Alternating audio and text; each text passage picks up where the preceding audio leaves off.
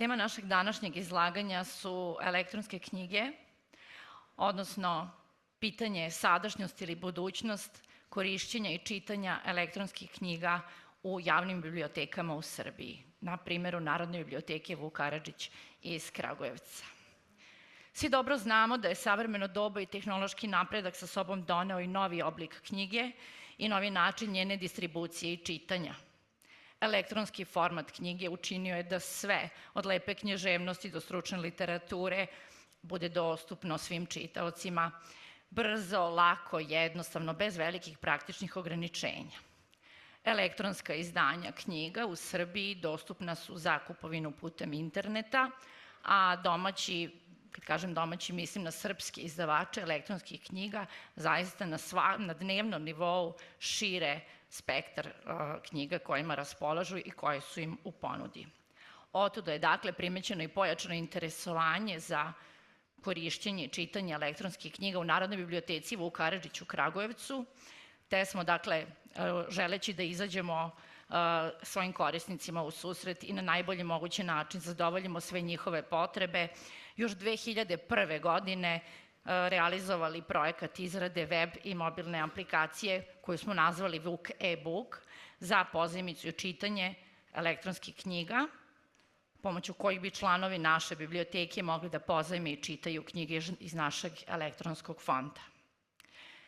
Svakako je ideja ovog projekta bilo širenje spektra usluga koje jedna javna biblioteka može da ponudi, konkretno naša kragujevačka, kada je ovaj projekat u pitanju. I zaista moram da kažem da je ovo usluga koju trenutno i nažalost još uvek nijedna biblioteka u Srbiji ne nudi. Dakle, od 2021. kada smo mi zapravo realizovali ovaj projekat, pa do današnjeg dana još uvek ova usluga nije moguća.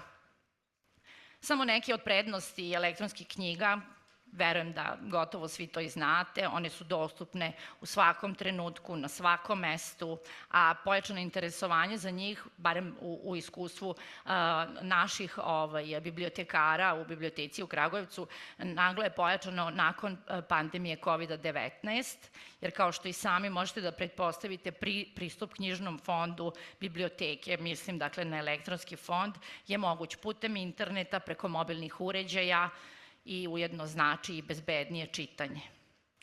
Naravno da je nama i osnovni cilj bilo, kao što sam već i rekla, širenje spektra usluga javne biblioteke kao što je naša. Mi smo inače matična biblioteka i najveća biblioteka u šumadijskom regionu.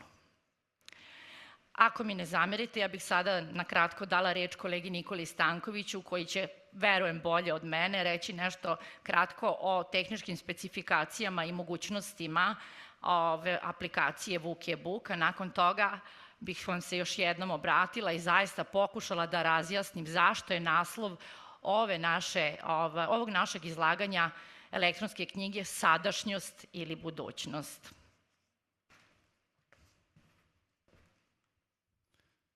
Zahvaljujem koleginici, dobar dan i pozdravi sa moje strane. Ja ću samo ukratko da vam kažem nešto što vam je sigurno poznato, naravno zato što manje više i vi ovde, a i u već sada čitavom svetu ljudi ovo koriste i krajnje je vreme da i mi u Srbiji krenemo tim putem.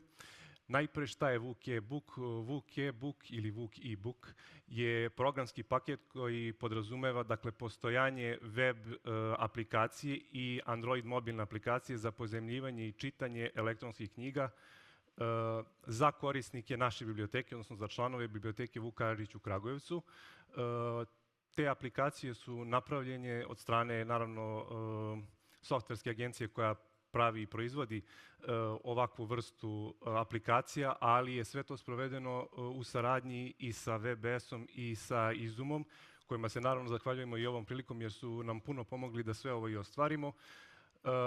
Dakle, ceo sistem je u potpunosti integrisan sa Kobisom i naši korisnici, nakon što se učlane u biblioteku i postanu potpuni i punopravni članovi biblioteke, putem Kobisa dobijaju sve ono što im je potrebno da bi mogli da pozajme i ove publikacije, elektronske publikacije, dakle šifre, korisničko ime i tako dalje, i onda oni ili putem desktop računara preko web aplikacije ili za sada putem samo Android aplikacije, u planu je naravno izrada iOS aplikacija, ali o tom potom, mogu da pozajme elektronske knjige, tako što će naravno otići na Google Play Store i tamo downloadovati, odnosno preuzeti aplikaciju, instalirati na svoj uređaj i dalje pratiti korake kako da pozajme knjige iz našeg elektronskog fonda. Naravno, moram da napomenem da članovi naše biblioteke knjige pozajmljuju na određeni period koji je unapred dogovoren i uređen i mogu ih pozajmiti onoliko puta koliko smo se mi dogovorili sa izdavačem da im to omogućimo. Vuk e-book aplikacija podržava formate elektronskih knjiga, one koji su trenutno najrasprostranjeniji i najdostupniji, EPUB, MOBI i PDF, tako da je to i nama donekle olakšalo da obezbedimo publikacije koje su trenutno najinteresantnije našim čitaocima. Dakle, kada korisnik odabere knjigu putem Kobisa, pretragu vrši putem Kobisa kao što to radi i za obične štampane publikacije, on može pozajmiti knjigu na određeni period i streamovati je, što je jako bitno, na svoj uređaj, jer to znači da on ne može knjigu preuzeti na svoj računar, ne može je downloadovati, ne može je ni na koji način, ajde tako da kažem, piratizovati. Aplikacija je u potpunosti zaštićena na sve moguće načine od bilo kakve vrste piraterije, hakovanja, nemoguće je screenshotovanje, odnosno snimanje ekrana. Znači, potpuno je aplikacija u tom smislu bezbedna za izdavače, da se oni osjećaju dovoljno bezbedno da svoje knjige nama prodaju, da ih mi onda našim čitaocima dalje predamo na korišćenje. Nakon što, bitno je naravno reći, sve vrste pogodnosti čitanja elektronskih knjiga su omogućene i kroz naše aplikacije. Dakle, aplikacije imaju razne vrste funkcija, od zatamnjenja ekrana, bookmarkovanja strana, beleženja nekih stranica. Čitalac može da prekine sa čitanjem i da se vrati na isto mesto na kom je stao kasnije. Takođe, može da ostavlja neke komentare na marginama knjiga i tako dalje. Postoje opcije dark moda takozvanog, onda zatamnjivanje ekrana za noćno čitanje i slično. I nakon što čitalac završi sa korišćenjem publikacije, on je može vratiti ili kroz Kobis ili kroz samu aplikaciju. Bitno je još da napomenem da mi bibliotekari, dakle, smo neka vrsta administratora ovih aplikacija, što će reći da unosimo same fajlove na server biblioteke gde se fajlovi čuvaju i odakle ih aplikacije povlače. Takođe, naravno, kolege iz odeljenja obrade vrše bibliografsku obradu publikacija kroz Kobis, gde se svi metapodaci vide i sve je to u vezi sa aplikacijama, tako da je sve međusobno povezano i sva vrsta parametara koje jedna aplikacija mora da ima, naša aplikacija ima. To podrazumeva broj pozajmica određene publikacije, dužinu trajanja pozajmice i takođe postoji mogućnost naravno i svih vrsta statističkih podataka koje bismo mi onda izdavačima ponudili na uvid, da oni mogu vidjeti prosto koliko se njihove publikacije pozajmljuju i koriste i da u skladu sa tim na kraju krajeva mogu i svoje cenovnike da formiraju i koriguju. To bi u principu bilo to. Sad ću vam pokazati samo da vidite kako izgleda početna strana web aplikacije i naravno član bira našu biblioteku, zapravo je ona već automatski odabrana zato što je jedina. Unosi svoj broj članske karte i šifru koju je sam sebi zadao, kako ide inače kroz moju biblioteku na Kobisu ili kroz M-Kobis. Ovo je početna strana nakon logovanja gdje se vide pozajmljene knjige ili knjige koje su trenutno u ponudi u našoj biblioteci. Ovo je naravno ono što vam je svima dobro poznato kako izgleda to na Google Play Store-u. Tu je naša aplikacija i kada je odaberete možete vidjeti kratak opis aplikacije i tu je mogućnost instalacije. A nakon instaliranja ovo je početna stranica pre unosa broja članske karte i šifre.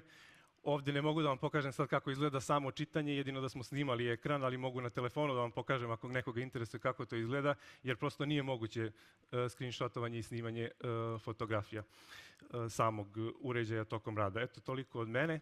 Sad će koleginica Ognjanović da zaokruži. Hvala vam puno na pažnji.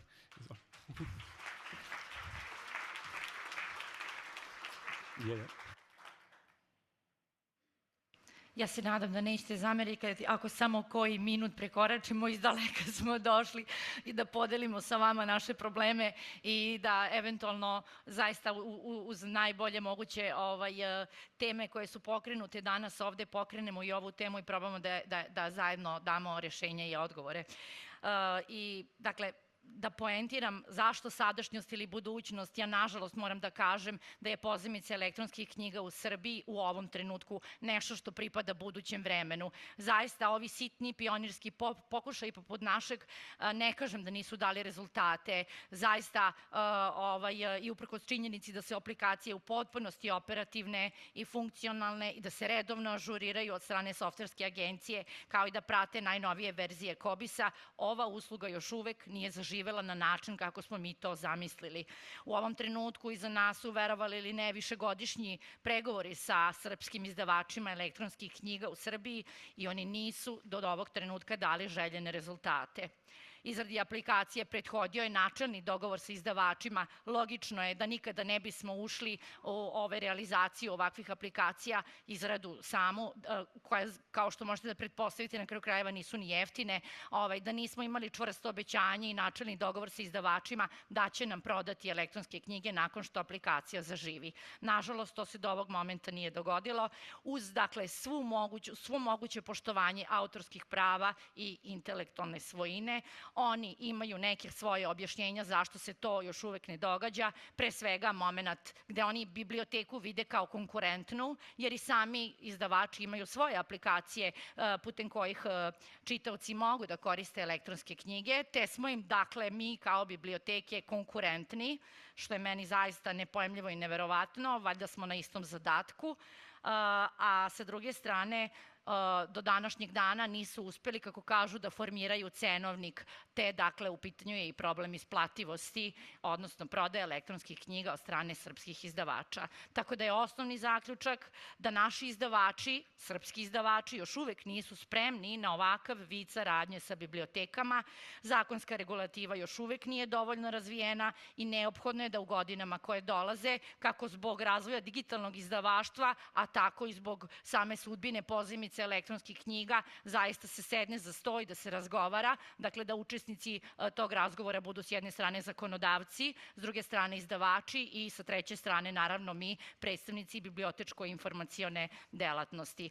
Ovaj projekat je nažalost još uvek pionirski, to moram da već koji put ponovim, ali zaista optimisti smo i verujemo da će se ovaj problem u nekom momentu rešiti, jer sama činjenica da je Ministarstvo kulture Republike Srbije podržalo i finansiralo ovaj projekat, dakle, prepoznalo značaj korišćenja elektronskih knjiga u Srbiji, govori u prilog tome da su spremni da putem subvencija ili već na načine kako se sa izdavačima budemo dogovorili, reše ovaj problem i na kraju krajeva pomognu razvoj digitalnog izdavaštva u Srbiji, kao i širenje spektra usluga javnih biblioteka koje podrazumeva i pozajmicu elektronskih knjiga. Meni na kraju zaista ostaje samo da se zahvalim pre svega svim kolegama iz Izuma koji su, verujem, potrošili silne radne sate da bi zapravo integrisali ovu našu aplikaciju u COBIS i ona zaista, verujte, radi besprekorno.